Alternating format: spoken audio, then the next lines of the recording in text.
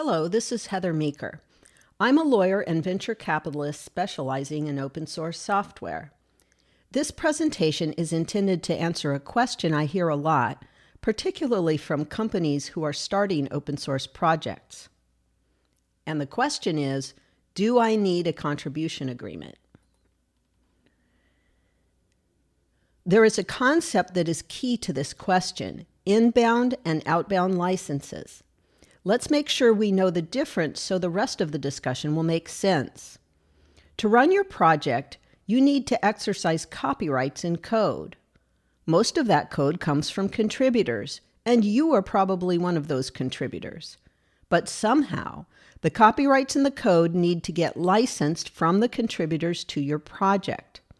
On the other hand, the recipients of the project need to get rights to the whole project, and they need to get those under the open source license that applies to your project.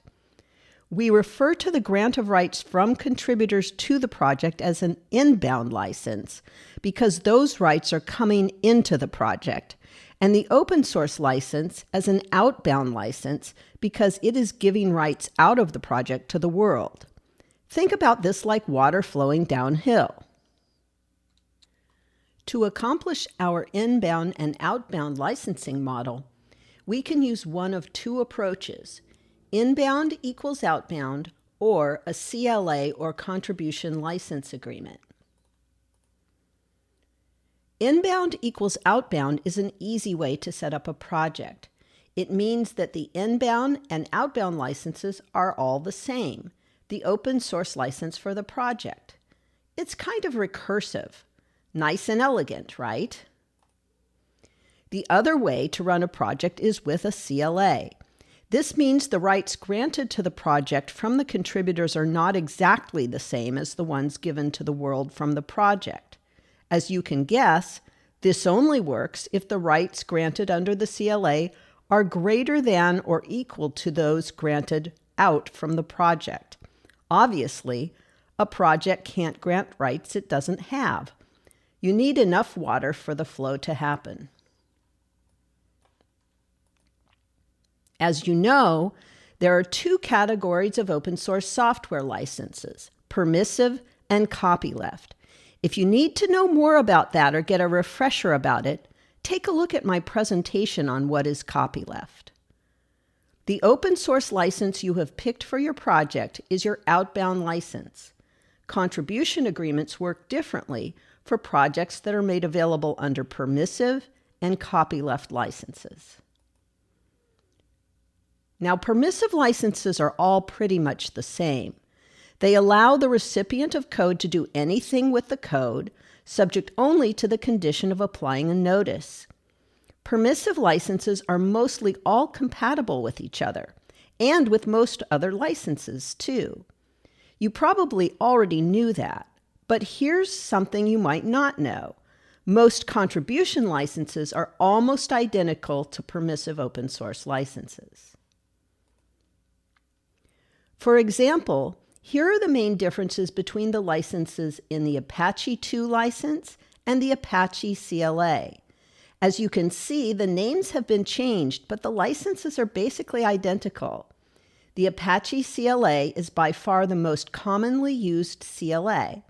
So if you are considering using a CLA, you would probably use one based on the Apache CLA. Now you can see that if you have a CLA on the inbound side and a permissive license on the outbound side, the difference between that and inbound equals outbound is very slim. By the way, there are some differences, but they don't tend to matter to most projects on a practical level. And there is a slide on the differences at the end of this presentation. So in sum, if your project uses a permissive license, using a CLA doesn't buy you very much. Now let's talk about projects under copyleft licenses. Here, CLAs are very different from inbound equals outbound. The recursive licensing means that the project can never change its terms to any incompatible license. Now, you might view this as a feature or a bug. For contributors, this gives them peace of mind that their contributions can never be privatized. For projects, it means they are locked into the outbound license. So using CLAs for copyleft projects can be very controversial.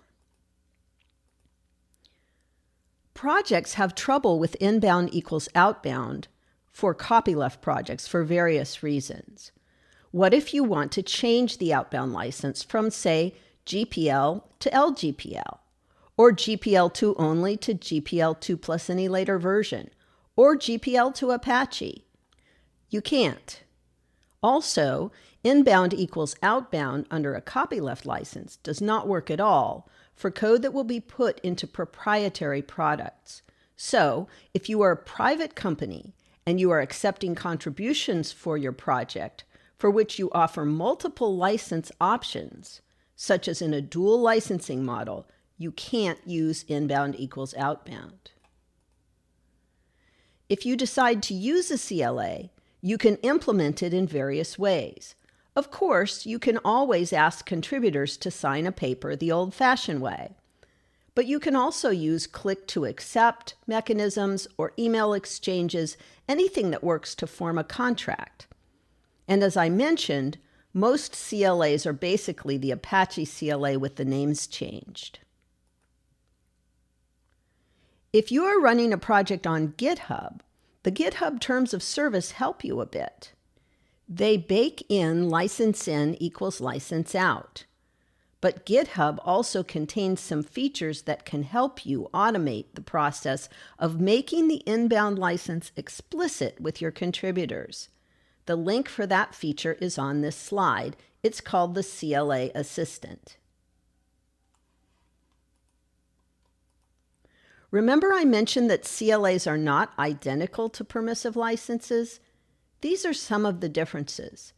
Now, most projects run under permissive licenses do not find these differences compelling enough to use a CLA.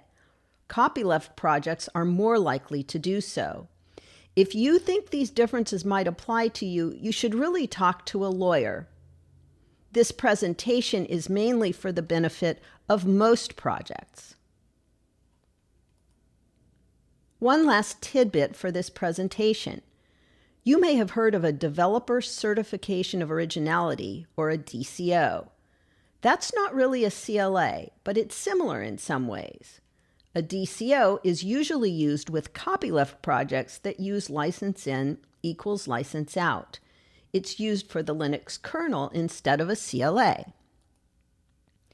The DCO for the Linux kernel mainly consists of a statement that the contribution is the original work of the contributor. It doesn't grant any rights. That happens in GPL, which is the inbound and outbound license for the kernel. The Apache CLA, in contrast, contains a similar statement, but also contains the inbound license. Well, that's it for this short presentation on contribution licenses. If you would like to know more about open source licensing generally, you might want to take a look at my book, Open Source for Business.